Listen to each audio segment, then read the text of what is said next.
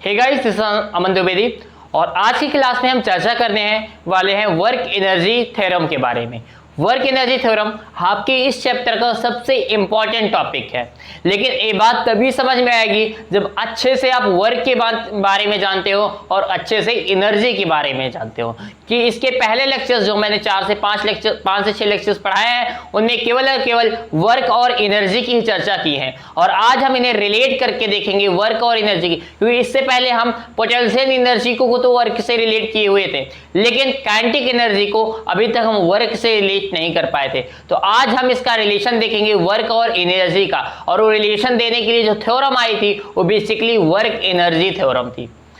और यार, इस लेक्चर को स्टार्ट करने से पहले 2-3 महत्वपूर्ण बातें आपसे करना चाहते हैं। पहली चीज, लेक्चर्स आप जब देखा करो तो किसी एक ऐसे माहौल में बैठ के देखा करो जहां पे शोर शराबा ना हो, ताकि आप फुल कंसंट्रेशन के साथ अपने लेक्चर्स को देख पाए। सेकेंड चीज, हम आपको इसे ये कहना चाहेंगे कि अगर आप एक बार लेक्चर्स पढ़ चुके हो, अगर आप रिवीजन के तौर पे लेक्चर देख रहे हो, तो लेक्चर की स्पीड 1.5 के करके देखा करें, ताकि आपका समय बचे कि आप ये टॉपिक एक बार पढ़ चुके हैं। थर्ड बात, उन बच्चों के लिए कि कुछ बच्चे ऐसे हैं जो इस समय काफी डीमोटिवेट हो चुके हैं, जिन्हें ऐसा लगता है कि हमने अपनी क्षमता से बहुत बड़ा सपना देख लिया है। ठीक है, उनके लिए मैं एक लाइन कहूंगा ताकि उन्हें एक अच्छा मोटिवेशन मिले, और क्लास से पहले एक अच्छा मोटिवेशन मिलने से क्लास में आप अच्छी कंसंट्रेशन के साथ बने रहते हो। तो उस थॉट को आपके साथ शेयर करते हैं। और थॉट ये है कि जब हौसला बना लिया है ऊंची उड़ान का, तो देखना फिजूल है कद आसमान का। ओके, तो आई थिंक जब आपने ये चीज बना ही ली है मन में कि हमें जेईई क्लियर करना है, हमें आईआईटी में जाना है, तो भाई अब वो आईआईटी कठिन तो है, ये बात पहले भी जानते थे, तो उसके लिए अब हताश मत होइए, आप केवल और केवल मेहनत करते रहिए। ठीक है, बाकी अपनी क्लास स्टार्ट करते हैं, और चर्चा हमारी स्टार्ट होगी कहां से? वर्क एनर्जी थ्योरम के। लेकिन उन बच्चों से हमें विनम्र निवेदन है जो बच्चे पहले के 6 लेक्चर्स नहीं देखे हैं, प्लीज जाओ और वो पहले 6 लेक्चर देख के फिर इस लेक्चर को स्टार्ट करना, तभी इस लेक्चर की आप रियल फील ले पाओगे। तो चलिए स्टार्ट करते हैं अपना टॉपिक वर्क एनर्जी थ्योरम।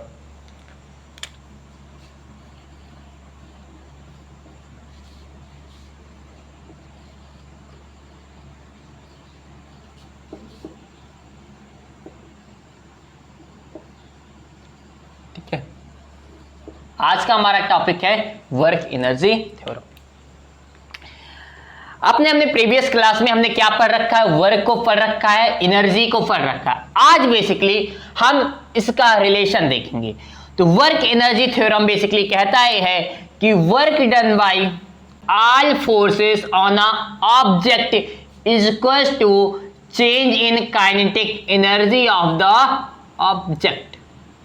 किसी ऑब्जेक्ट पे किया गया टोटल वर्क डन उस ऑब्जेक्ट में चेंज इन काइनेटिक एनर्जी के बराबर होता है। ये इसका स्टेटमेंट।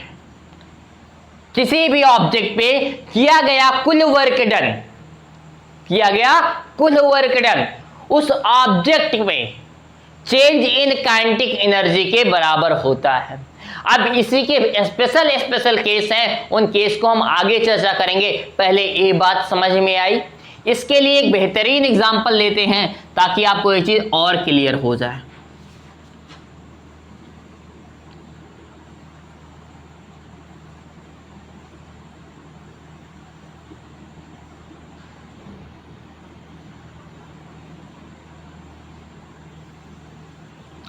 यहाँ पे mkg का एक ब्लॉक है, इसे इनिशियली एक स्प्रिंग से कनेक्ट था जहां से इसे एक्स कंप्रेशन कर दिया गया है। मतलब इस ब्लॉक पे कौन सा फोर्स लग रहा होगा? एक तो स्प्रिंग फोर्स लग रहा, इस ब्लॉक पे नहीं, स्प्रिंग में कौन सा फोर्स लग रहा होगा? यहाँ पे ब्लॉक पे कौन सा फोर्स लग रहा होगा? एक स्प्रिंग फोर्स लग रहा होगा। अच्छा, क्योंकि ये सरफेस फ्रिक्शन वाली थी। कौन सी सरफेस? ए वाली सरफेस फ्रिक्शन वाली थी, और इस सरफेस का फ्रिक्शन कोएफिशिएंट म्यू था। इसे डिस्प्लेस ऊपर किया गया है ब्लॉक को, तो कहीं ना कहीं इस पे फ्रिक्शन नीचे एक्ट किया होगा इधर। हाँ सर, बिल्कुल सही बात है। अच्छा, इसके पास मास m है, तो एक बात आप पहले से ही जानते हो, mg इस पे नीचे लगा होगा। इतने सारे फोर्स लगने के बावजूद भी ये ब्लॉक x ऊपर गया था, इसका मतलब है इसे ऊपर ले जाने के लिए कोई फोर्स रहा होगा, उसका नाम हम रख देते हैं एक्सटर्नल फोर्स। ठीक है, उसका नाम हम रख देते हैं एक्सटर्नल फोर्स। स्प्रिंग कॉएफिशिएंट के ले लेते हैं। और इसे देखने वाला जो हमारा ऑब्जर्वर था, जिसका नाम हम रामलाल रखते हैं, अपना रामलाल कहाँ था? एक लिफ्ट में जा रहा था रामलाल, और लिफ्ट में बैठा था। तो नजारा क्या होगा? लिफ्ट अगर अल्फा एक्सेलरेशन से ऊपर जा रही हो तो रामलाल को दिखेगा कि इस ब्लॉक पे एक और फोर्स, जिसका नाम हम क्या कहते हैं? सूडो फोर्स, एफपी क्या है? बेसिकली सूडो फोर्स है।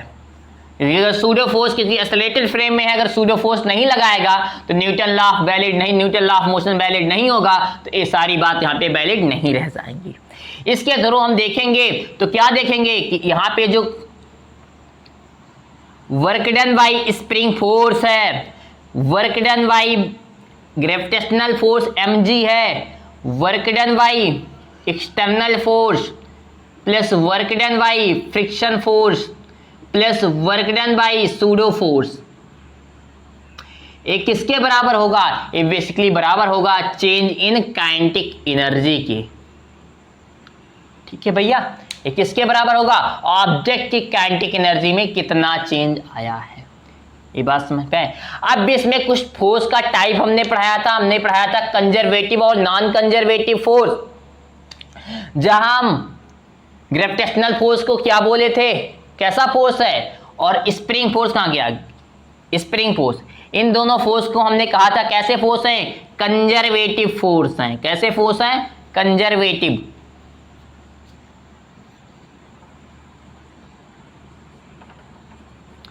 और यहां पे फ्रिक्शन कैसा फोर्स है? नॉन कंजर्वेटिव, मतलब ये पाथ पे डिपेंड कर रहा था।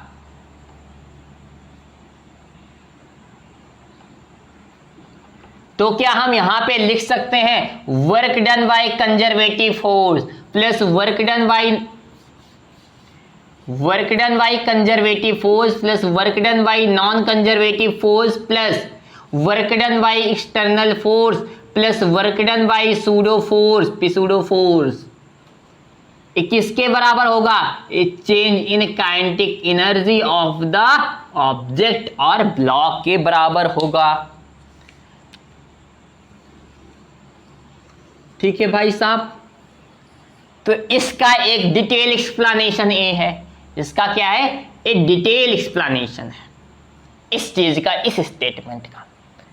ठीक है, क्योंकि हमारे पास फोर्स कैसे कैसे हो सकते हैं? नॉन कंजर्वेटिव, कंजर्वेटिव, एक्सटर्नल और सूडो फोर्स, और work done by all force. तो हम इन सारे फोर्स की वजह से वर्क डन निकालेंगे और उसे change in kinetic energy of the object कर देंगे। मतलब work done by all force, change in kinetic energy, इसी का तो डिटेल एक्सप्लेनेशन हमने लिखा जी। सही, बिल्कुल बात है।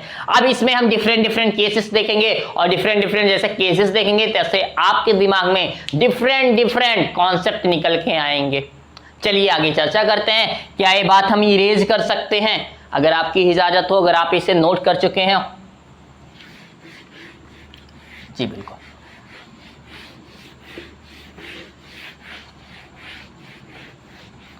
तो अभी तक हमने वर्क एनर्जी थ्योरम में क्या सीखा?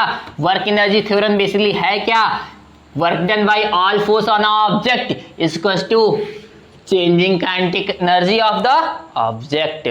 तो यहां पे हमने वर्क डन देखा, work done by conservative force, work done by non conservative force plus work done by spring force external force plus work done by pseudo force pseudo, किसके बराबर आया? Delta change in kinetic energy. जनाब अगर work done by case number one, अगर work done by pseudo force क्या हो जाए? Zero हो जाए। अगर इसका वर्क डन जीरो हो जाए तो हम क्या लिखेंगे? Work done by conservative force plus work done by non conservative force plus work done by external work done by pseudo force भी जीरो हो जाए और work done by external force भी जीरो हो जाए। Work done by external force zero हो जाए, या अभी ये केस मत लो, अभी सिर्फ ए वाला केस लो। तो work done by external force भी यहाँ पे आ जाएगा और एक फोर्स जीरो हो सका है, एक चेंज इन काइनेटिक एनर्जी के बराबर आ जाएगा। हम यहां से एक बात जानते हैं, work done by conservative force होता है चेंज इन पोटेंशियल एनर्जी के, तो यहां से हम लिख सकते हैं delta U minus time delta U equals to work done by non conservative force plus work done by external force equals to change in kinetic energy. अगर हम इसे और अच्छे से लिखना चाहें तो work done by non conservative plus work done by external क्या होगा, इसे क्या लिख सकते हैं, डेल्टा के ई प्लस डेल्टा यू। इस चीज को और अच्छे से लिखना चाहें तो आगे देखो क्या कर सकते हैं भाई साहब, डेल्टा के ई क्या होता है, change in kinetic energy, final kinetic energy minus initial kinetic energy. Change in potential energy क्या होता है, final potential energy minus initial potential energy. यही तो होता है, अच्छा यही होता है, इसके अलावा और कुछ नहीं होता नहीं। तो यहां से हम क्या लिख सकते हैं, work done by non conservative force plus work done by external force, के फाइनल यू फाइनल के एक साथ करो, माइनस टाइम के इनिशियल प्लस यू इनिशियल। यहां से एक अच्छा एक्सप्लेनेशन निकल के आया भैया, काइनेटिक एनर्जी और पोटेंशियल एनर्जी को कैसी एनर्जी होती हैं, दोनों बेसिकली मैकेनिकल एनर्जी के टाइप होते थे, काइनेटिक एनर्जी और पोटेंशियल एनर्जी। अगर हमसे पढ़े हो तो मैंने एनर्जी जब स्टार्ट की थी तो वहां पे मैकेनिकल एनर्जी पढ़ाया था और मैकेनिकल एनर्जी को मैंने दो पार्ट में क्लासीफाई किया था, एक का नाम हमने पोटेंशियल एनर्जी रखा था और दूसरे का नाम काइनेटिक एनर्जी रखा था। तो यहां पे देखो बेसिकली क्या लिखी है, फाइनल मैकेनिकल एनर्जी, और ये क्या लिखिए, इनिशियल मैकेनिकल एनर्जी। तो क्या हम अब कह सकते हैं यहां पे work done by non conservative force plus work done by external force एक इसके बराबर होगा, ये basically change in mechanical energy के बराबर होगा, चेंज इन मैकेनिकल एनर्जी। ठीक है भैया, एक इसके बराबर होगा, चेंज इन मैकेनिकल एनर्जी के बराबर होगा। हाँ, कोई डाउट है इसमें, होना भी नहीं चाहिए कि विद अच्छा एक्सप्लेनेशन मैंने आपको दिया है इसके लिए। अब देखो, अब केस नंबर सेकेंड देख लो यहां पे, जब work done by external force भी क्या हो जाए, जीरो हो जाए। अगर work done by external force भी जीरो हो गया, सूडो फोर्स पहले से ही जीरो हो गया, तो work done by non conservative force क्या आ जाएगा, चेंज इन मैकेनिकल एनर्जी के बराबर।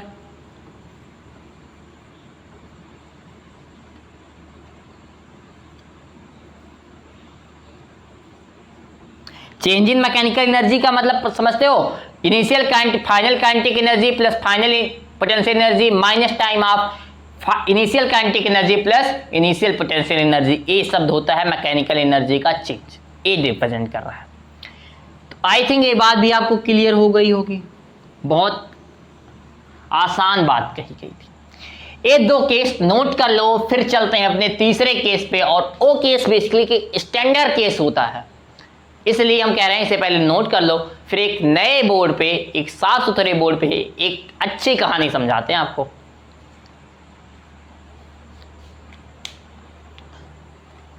तो मे भी आप नोट कर लिए होंगे।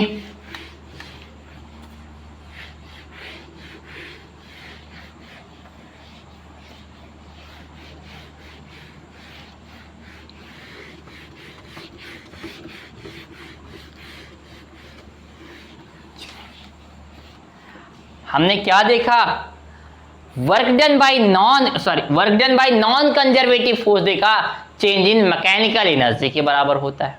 अच्छा, अब हम कहते हैं भैया work done by non conservative force किसके बराबर था, के final plus U final minus time of के इनिशियल प्लस यू इनिशियल। यही तो है भैया चेंज इन मैकेनिकल एनर्जी। अब देखो, अब के इस केस में आगे क्या देखेंगे, केस नंबर कौन सा था, फर्स्ट सेकेंड एंड थर्ड। यहां पे क्या होगा, work done by pseudo force zero होगा,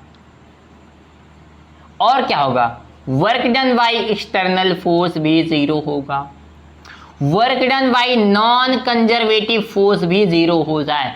अगर ये तीनों बात फुलफिल हो गई, work done by pseudo force, work done by external force and work done by non conservative force 0 मिल गया, देन हम क्या कह पाएंगे, देन हम कह पाएंगे K final plus U initial, sorry U final minus K initial plus U initial equals to 0। इसका मतलब हम ये कह पाएंगे K final plus U final equals to K initial plus U initial. यहां से और अच्छे शब्द में इसे लिखो, K initial plus U initial equals to K final plus U final. ये इसकी सही मीनिंग होगी। और इस सही मीनिंग का क्या मतलब है, जरा ये समझाना हमें। तो इसका मतलब है मैकेनिकल एनर्जी कंजर्व है।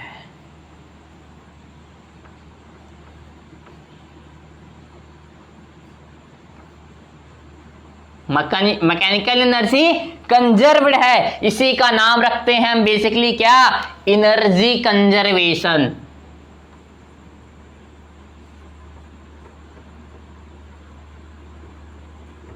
क्योंकि यार हम यहां पे कौन सी एनर्जी अपने वर्क पावर एनर्जी में पढ़ते हैं मैकेनिक्स में, मैकेनिकल एनर्जी। ये बात हमने एनर्जी की स्टार्टिंग में बात की थी। तो अगर एनर्जी कंजर्व है, इसका मतलब कौन सी एनर्जी कंजर्व है, मैकेनिकल एनर्जी कंजर्व है। मतलब initial kinetic energy plus final, sorry initial kinetic energy plus initial potential energy is equals to final kinetic energy plus final potential energy. मतलब जो मैकेनिकल एनर्जी जो इनिशियली होगी वही final होगी। कब ये कंडीशन होगी, जब work done by non conservative force 0 होगा, work done by pseudo force 0 होगा और work done by external force 0 होगा। तब हमें कह पाएंगे कि मैकेनिकल एनर्जी या एनर्जी कंजर्व्ड है। ठीक है भाई, हमेशा नहीं कहते एनर्जी कंजर्व्ड है। कब कहेंगे, जब work done by external force, work done by pseudo force, work done by non conservative force is equals to 0।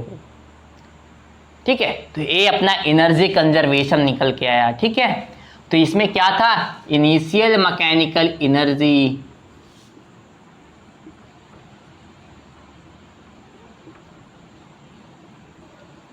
ये किसके बराबर थी, फाइनल मैकेनिकल। ये बच्चों वाला काम क्यों करवा रहे हो यार हमसे। ठीक है, लिख लेना इसे। ओके, आई थिंक ये बात आपको समझ में आई होगी। बेसिकली वर्क एनर्जी थ्योरम का एक स्पेशल केस था या नहीं, आई थिंक अब आपको लग गया होगा ये था एक स्पेशल केस उसी का। ओके, आगे बढ़ते हैं और अब इस पे चर्चा करेंगे सवालों की। ठीक है, तो इतना नोट कर दो, फिर इसे अच्छे अच्छे क्वेश्चन कराएंगे, एक अच्छी वैरायटी को क्वेश्चन कराने की कोशिश करेंगे, लेकिन बहुत टफ क्वेश्चन नहीं रहेंगे, ऐसे रहेंगे जो आप चुटकियों में कर जाओ। क्योंकि मुझे और कुछ नहीं, यहाँ पे आपको कॉन्सेप्ट एप्लीकेशन सिखाना है। और कैसे सीखोगे, जब आप प्रॉब्लम्स करोगे। तो चलिए, अब थ्योरेटिकल पार्ट खत्म हुआ, क्या जो कुछ समझाना चाहते हैं इस चैप्टर में प्रूफ खत्म हो चुका है। अब जो कुछ पहले समझा चुके हैं और जो आज समझाए हैं, इतना अगर आपको पता है तो आज के सारे क्वेश्चन आप देखते ही आंसर दे दोगे। तो चलिए इसे नोट कीजिए, देन आगे बढ़ते हैं।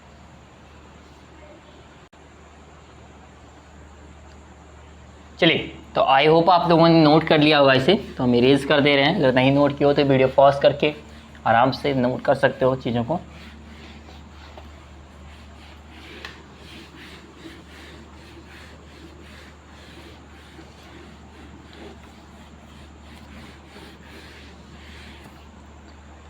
ओके, अब इसमें पहले क्वेश्चन हम करेंगे, एक छोटा सा क्वेश्चन रहेगा केवल और केवल। यहाँ पे हम कॉन्सेप्ट कैसे अप्लाई किया जाता है एनर्जी कंजर्वेशन का या वर्क एनर्जी थ्योरम का, उसे सीखेंगे। ठीक है, इनिशियली ग्राउंड से h हाइट के ऊपर एक क्या थी, बॉल रखी थी। बॉल को ड्रॉप किया जा रहा था। ठीक है, किसे, बॉल को ड्रॉप किया गया था। बॉल का मास कितना था, m kg की थी। बॉल m kg की थी, स्मॉल m। ठीक है, तो हमें बताना था find the velocity of ball just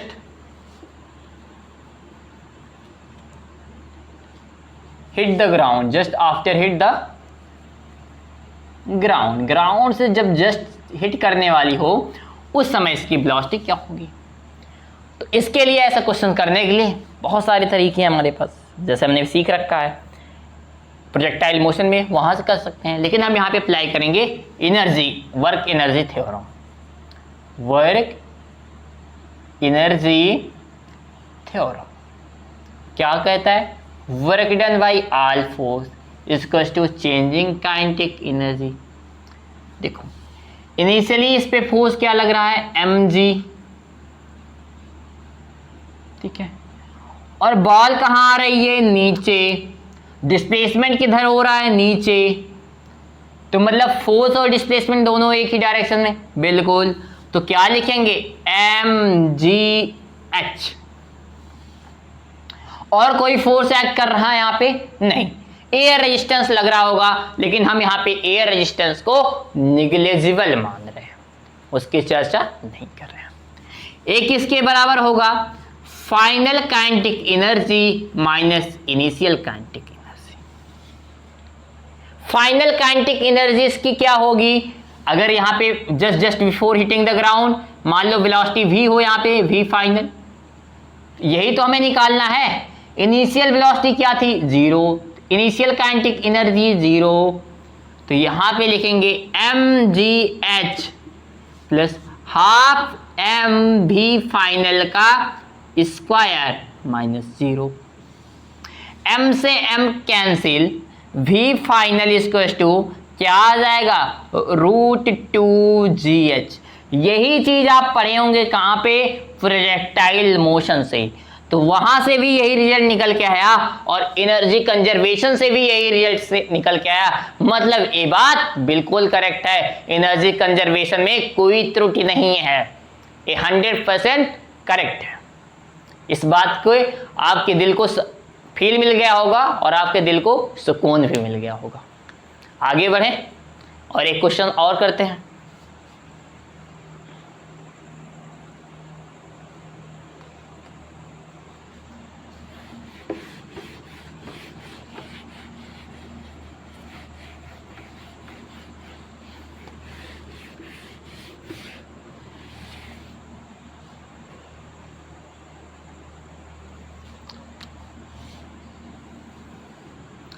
यहां पे एक mkg का क्या है, ब्लॉक है, किस पे रखा है, धरती माता के ऊपर। धरती माता और ब्लॉक के बीच में जो फ्रिक्शन कॉफिशिएंट है म्यू है। जब t = 0 था तो ब्लॉक सिंपली रुका हुआ था, फिर इस पे एक F0 फोर्स अप्लाई किया गया और इसका डिस्प्लेसमेंट कितना करा दिया, L0, और इसे पहुंचा दिया गया पॉइंट P पे। किस पॉइंट पे, पॉइंट P पे, और हमें बताना है calculate final velocity of the block after L0 displacement. क्या कहते हैं जनाब, क्या कहते हैं जनाब, अगर इस पे एक F0 फोर्स लगा के इसे चला दिया गया है, T0 पे इसकी इनिशियल वेलोसिटी क्या थी, 0 थी, इनिशियल वेलोसिटी 0 थी। अगर इसे भाई साहब चला दिया गया है तो इसके बीच में लगने वाला फ्रिक्शन कैसे होगा, काइनेटिक फ्रिक्शन, और अपोज करेगा relative motion between the ground and the block. और एफ के की वैल्यू जानते हो, म्यू के टाइम एन होती है। हमने कहा था काइनेटिक फ्रिक्शन के टाइम अगर म्यू के स्पेशली नहीं दिया गया है तो म्यू को ही म्यू के मान लेंगे। एन क्या होगा, एन ऊपर लगेगा, एम जी नीचे लगेगा, N equal to M G होगा भैया। Kinetic friction mu M G आ गया। एक फोर्स एफ नॉट क्या था हमारे पास, एक्सटर्नल फोर्स था, और एक हमारे पास ग्रेविटेशनल फोर्स था।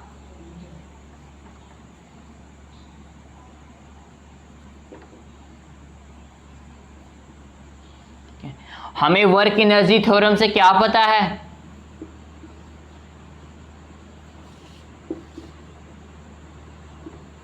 Work done by all force किसके बराबर होता है? चेंज इन काइनेटिक एनर्जी की होता है। क्या बात सही है? Work done by all forces, कितने फोर्सेस एम मास के ब्लॉक पे एक्ट कर रहे हैं? एक एफ नॉट एक्सटर्नल फोर्स, एक काइनेटिक फ्रिक्शन, एक एम जी, एक नॉर्मल रिएक्शन, सबकी वजह से वर्क डन लिखते हैं।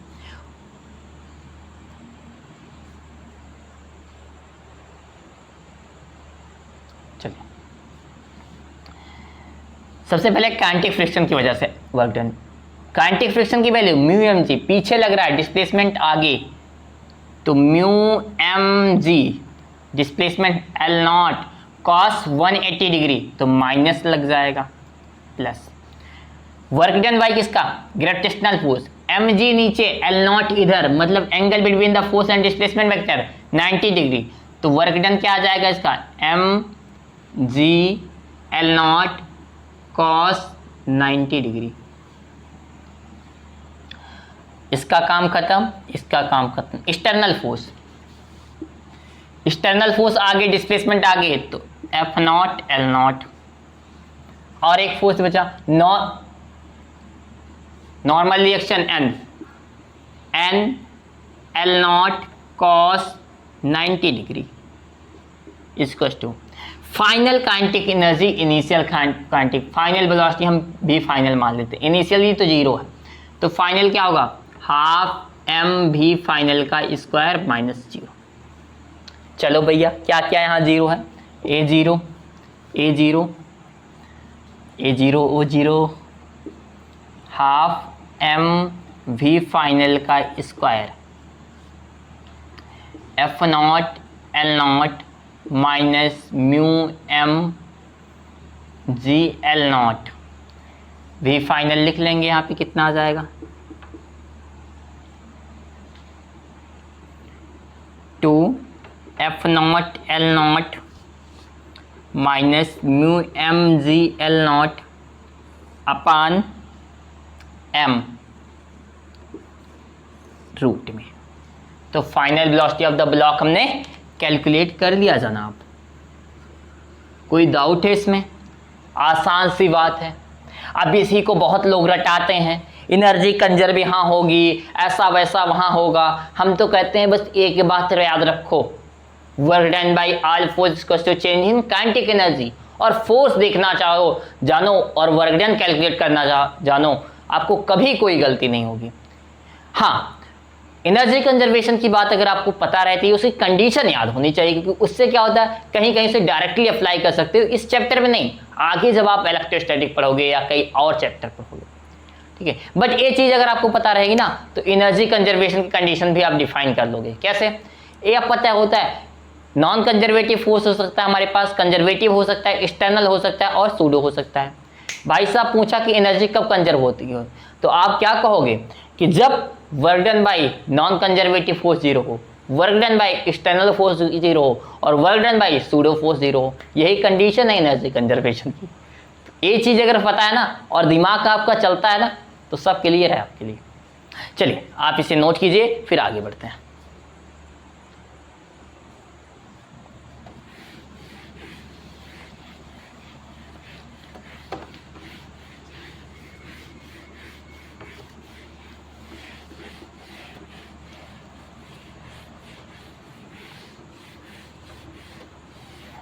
अगला क्वेश्चन थोड़ा हमारा शानदार जानदार लाजवाब है।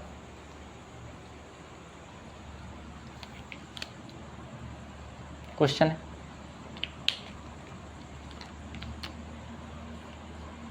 Find distance covered by the block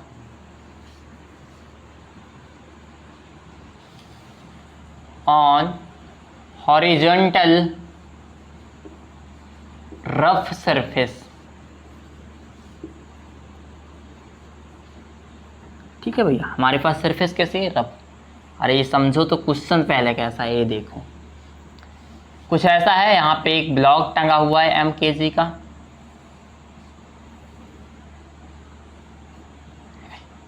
यहां तक फ्रिक्शन नहीं है, यहां से फ्रिक्शन शुरू हो रहा है, ठीक है, ओके, फ्रिक्शन यहां से शुरू हो रहा है। तो ब्लॉक जब यहां से रिलीज किया जाएगा तो ब्लॉक नीचे आएगा, फिर इधर इस पे चलेगा, क्योंकि यहाँ पे फ्रिक्शनलेस है, यहाँ तक सरफेस, यहाँ तक की सरफेस फ्रिक्शनलेस है, यहाँ सरफेस म्यू है, तो यहाँ तक ये मान लो P पॉइंट तक सरफेस फ्रिक्शनलेस है, तो ये रिलीज जब किया जाएगा P पॉइंट तक पहुँच जाएगा। लेकिन जब यहाँ पहुँचेगा ना, तो जो भी इसकी वेलोसिटी है, क्योंकि फ्रिक्शन फोर्स अपोज करेगा इस वेलोसिटी का, तो क्या करेगा, इसे रोकने का प्रयास करेगा। तो कुछ टाइम बाद मान लो P से L0 डिस्टेंस चलने के बाद ब्लॉक क्या होता है, फाइनली रुक जाता है।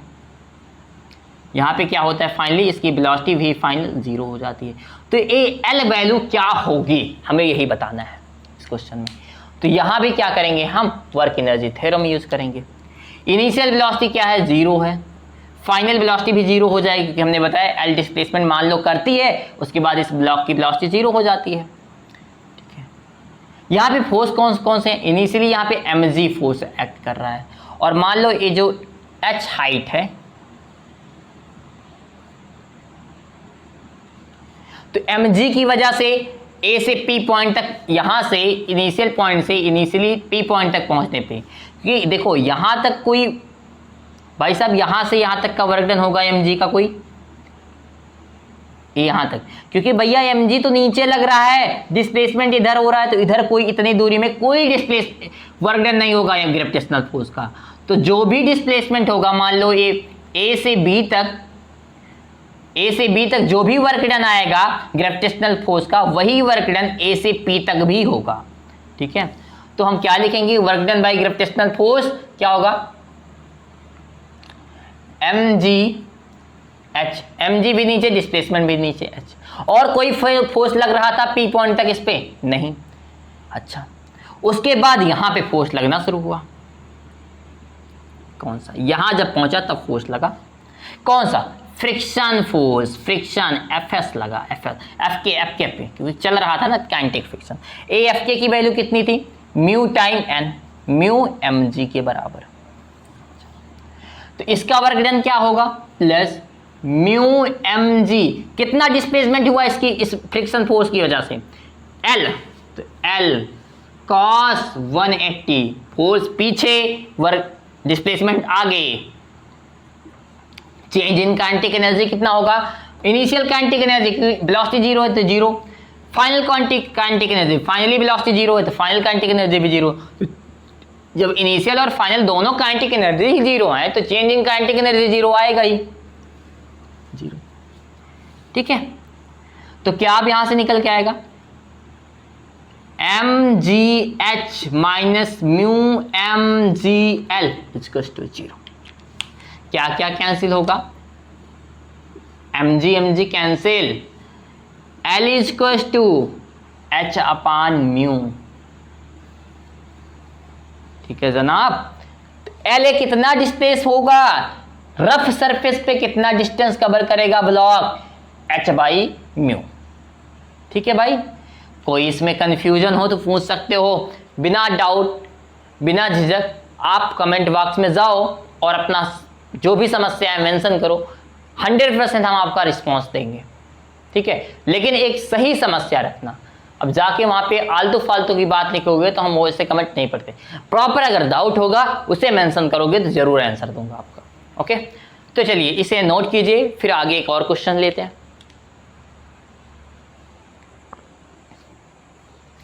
तो मे भी आप लोग इसे नोट कर लिया होगा, नहीं नोट किया हो तो वीडियो पॉज करो, नोट करो, और क्वेश्चन जब मैं कराया करूं तो क्वेश्चन करने से पहले वीडियो पॉज कर लिया करो, एक बार खुद से ट्राई किया करो, ठीक है। उसके बाद सॉल्यूशन देखा करो। क्वेश्चन क्या है, फाइंड मैक्सिमम कंप्रेशन, क्या सर उर्दू लिखते हैं आप, फाइंड मैक्सिमम कंप्रेशन लिखा है इन द स्प्रिंग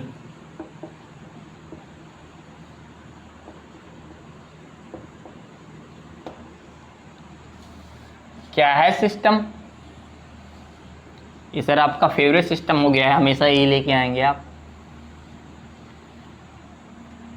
क्वेश्चन बनाना सीखो और कुछ नहीं करना। देखो आराम से क्वेश्चन हम बना ले रहे हैं, नहीं कि हम क्या रट के आए ऐसे क्वेश्चन, बिल्कुल नहीं। ए स्प्रिंग कांस्टेंट इसका के है, इसमें कंप्रेशन बताना है।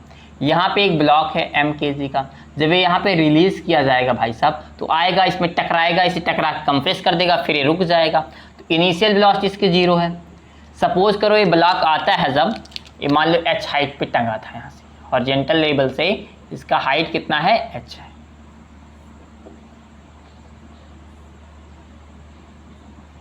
ठीक है, जब ये आएगा ब्लॉक तो मान लो इससे टकराता है और इसका कंप्रेशन कितना करवा देता है, x कंप्रेशन करवा देता है, x कंप्रेशन करवा देता है। तो अगर ये कंप्रेशन x इधर करवाएगा तो इस पे स्प्रिंग फोर्स किधर लगेगा, F स्प्रिंग इधर लगेगा, और x इधर होगा, डिस्प्लेसमेंट इधर, स्प्रिंग फोर्स इधर, अपोजिट रहेंगे। तो चलिए वर्क एनर्जी थ्योरम अप्लाई करते हैं। Work done by all force equals to change in kinetic energy. mg नीचे h नीचे तो mgh प्लस, यहां पे देखो स्प्रिंग फोर्स आगे और डिस्प्लेसमेंट पीछे, इधर इधर डिस्प्लेसमेंट हो रहा है और स्प्रिंग फोर्स इधर, मतलब स्प्रिंग फोर्स पीछे डिस्प्लेसमेंट आगे, मतलब कि x इंटू एक्स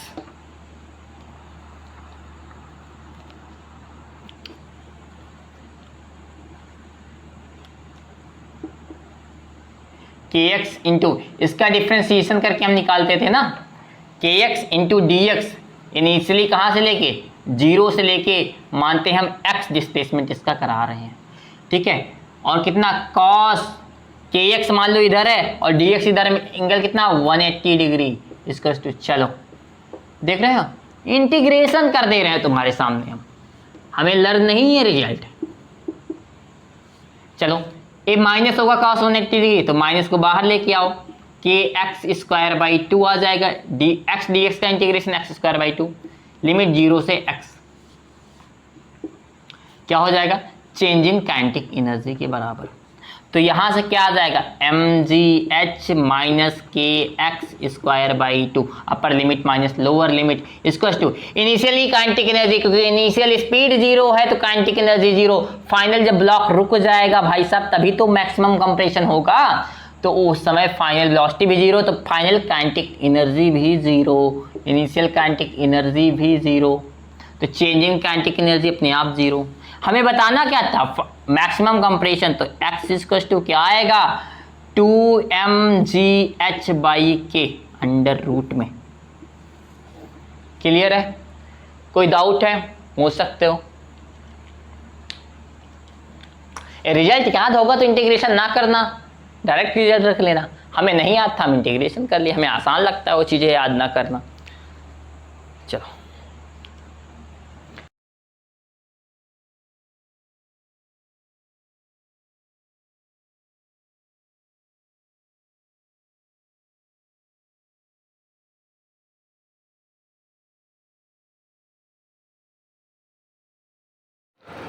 चलिए अब एक छोटी सी चर्चा कर लेते हैं हम चेन प्रॉब्लम पे। ठीक है, क्योंकि काफ़ी सारे बच्चे इस क्वेश्चन से रिलेटेड काफ़ी उनकी कन्फ्यूजन रहती है कि क्वेश्चन सॉल्व कैसे करे जाते हैं, मेथड कैसा सॉल्व करना। तो हम इसकी बेसिक अप्रोच देंगे और आपसे चाहे जितने कट ऑफ क्वेश्चन आ जाए इस टॉपिक से रिलेटेड चेन प्रॉब्लम से, आप उसे भी आसानी से कर ले पाओगे। तो चलिए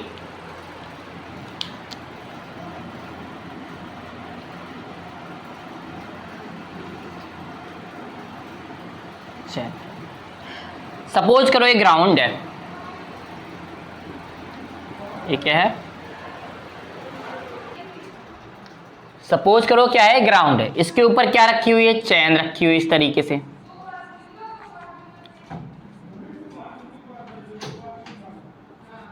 ये चैन रखी हुई है, ओके, चैन सीधी होनी चाहिए। ठीक है, इस चैन की लेंथ हम मानते हैं L है, L लेंथ की क्या है, चैन है, और क्योंकि मास इसके हर पॉइंट पे होगा तो पूरा मास इसमें डिस्ट्रीब्यूटेड होगा पूरी चैन में, और जो टोटल मास है इस चैन का वो m है। L लेंथ में जो मास है चैन के पास वो m है।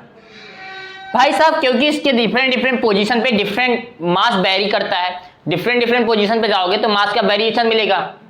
इसका मतलब है पोटेंशियल एनर्जी क्या होती है, जब किसी बॉडी के पोजीशन में चेंज आता था तो पोटेंशियल एनर्जी आती है। यहाँ पे पोटेंशियल एनर्जी होगी कि नहीं होगी, क्योंकि यहाँ पे मास जो है डिफरेंट पोजीशन पे डिस्ट्रीब्यूटेड है। अब ऐसा बोलो मास क्या है, यहाँ पे डिस्ट्रीब्यूटेड मास है। तो क्या करेंगे, यहाँ पे क्या होगी पोटेंशियल एनर्जी, क्योंकि क्या होगा मास है तो mg फोर्स तो लगेगा, ठीक है। तो हम इसका वर्क डन कैलकुलेट करने के लिए, work done by gravitational force calculate करने के लिए क्या करेंगे, x पे जाएंगे और एक dx लेंथ लेंगे और इसमें हम dm मास मानेंगे, इसमें मास जो है इसे dm मानेंगे। तो जो इसे यहाँ पे फोर्स लगेगा छोटा सा, इसके लिए वर्क डन आएगा dw इक्वल्स टू क्या आएगा df इंटू एक्स आएगा, क्योंकि df फोर्स अगर यहाँ पे एक्ट किया होगा, dm मास की dmg फोर्स लगा होगा, df फोर्स छोटा सा लगा होगा ग्रेविटेशनल, तो उसकी वजह से जो वर्क डन है dfx इंटू फोर्स नीचे और डिस्प्लेसमेंट ऊपर हुआ cos 180 डिग्री। तो work done w equals to क्या आएगा माइनस df इंटू एक्स। अब df फोर्स कैसे निकालेंगे, देखो df इक्वल्स टू क्या होगा dm इंटू जी के। तो work done by gravitational force लिखे तो क्या लिख सकते हैं minus time dm g into x. अच्छा dm मास कैसे हम कैलकुलेट करेंगे, इसके लिए यूनिटरी मेथड, l लेंथ में मास, l लेंथ में मास कितना है m kg, तो यूनिट लेंथ में मास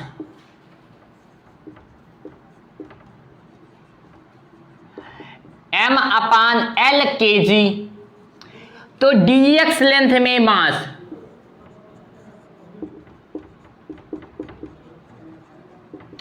m by l into dx kg।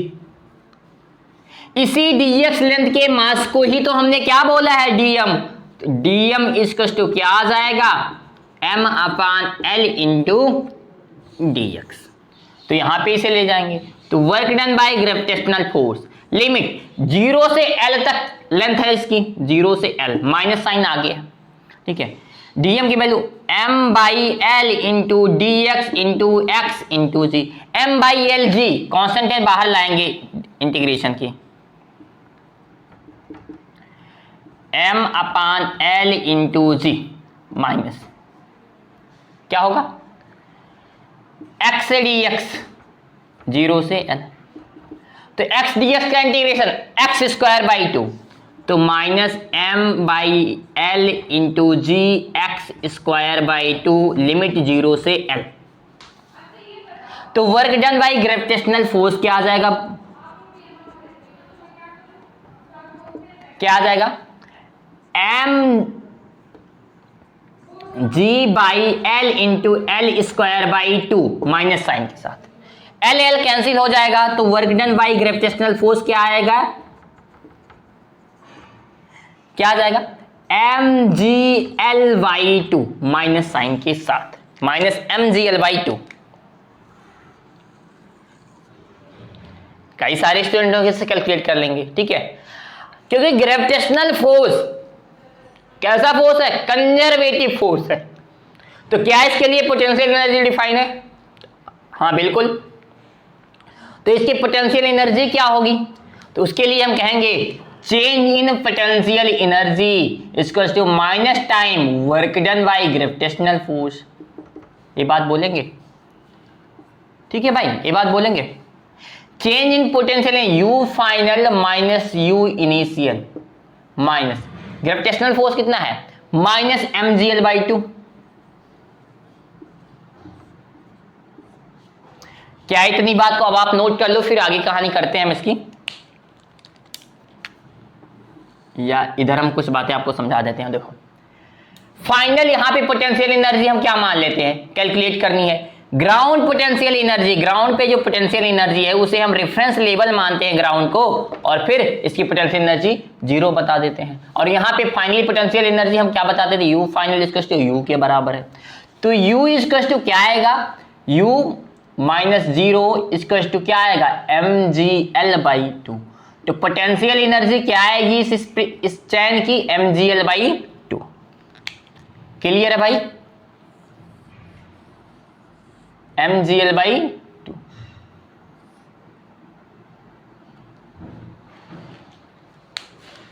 तो ये सारी बात आप नोट कर लेना, ठीक है। फिर आगे इसमें हम क्वेश्चन करवाते हैं जहां पे वर्क एनर्जी थ्योरम से रिलेटेड क्वेश्चन इसका करवाते हैं। ये बात समझ में आई। अब ऐसे आपको 10 मीटर, 5 मीटर, 6 मीटर, 7 मीटर कोई भी लेंथ दे और पूछे उसकी पोटेंशियल एनर्जी क्या होगी, उसकी क्या वर्क डन क्या होगा ग्रेविटेशनल फोर्स का, तो आई थिंक अब आप इस पे क्वेश्चंस कर सकते हो, ठीक है। अब कैसे किया जाएगा, अप्रोच तो आपको सिखा ही दिया मैंने। अच्छा, अब चलते हैं हम अपने अगले टॉपिक पे, जहां पे चेन प्रॉब्लम को हम बेसिकली वर्क पावर एनर्जी से कैलकुलेट करके देखेंगे, रिलेट करके, कैलकुलेट करके नहीं।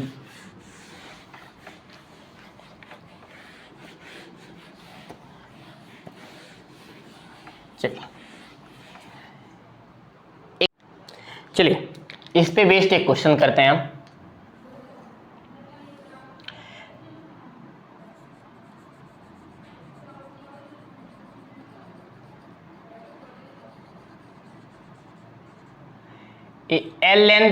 L/3 लेंथ यहाँ पे टेबल पे है और 2L/3 लेंथ नीचे हैंग कर रही है। एक टेबल पे क्या रखी हुई है, चैन रखी हुई है। जनाब क्वेश्चन क्या है, इनिशियली सिस्टम को रिलीज कर दिया जाता है, इसके पास चैन के पास मास कितना है, m है। टोटल L लेंथ की चैन है जो, उसके पास मास m है। L/3 टेबल पे है, 2L/3 नीचे लटका हुआ है और इसे रिलीज कर दिया जाता है। हमें बताना है find the velocity of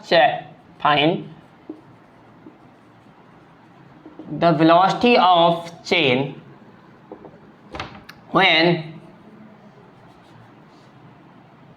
find the velocity of chain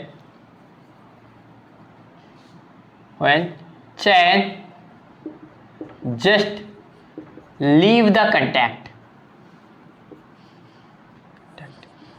हमें उस समय चैन की वेलोसिटी बतानी है जब चैन जस्ट इस टेबल से कंटैक्ट लीव करने वाली, मतलब कंटैक्ट हटाने वाली हो। तो मतलब ये पूरा L लेंथ नीचे आ जाए, उस समय हमें इसकी वेलोसिटी बतानी है। तो देखो यहाँ पे केवल और केवल ग्रेविटेशनल फोर्स की वजह से वर्क डन हो रहा है, तो यहाँ पे केवल कंजर्वेटिव फोर्स है।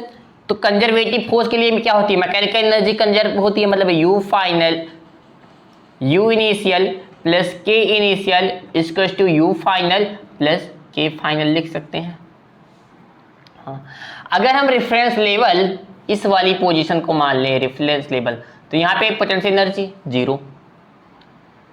तो इनिशियल पोटेंशियल एनर्जी किसके वजह से आएगी, केवल 2L/3 लेंथ की वजह से आएगी।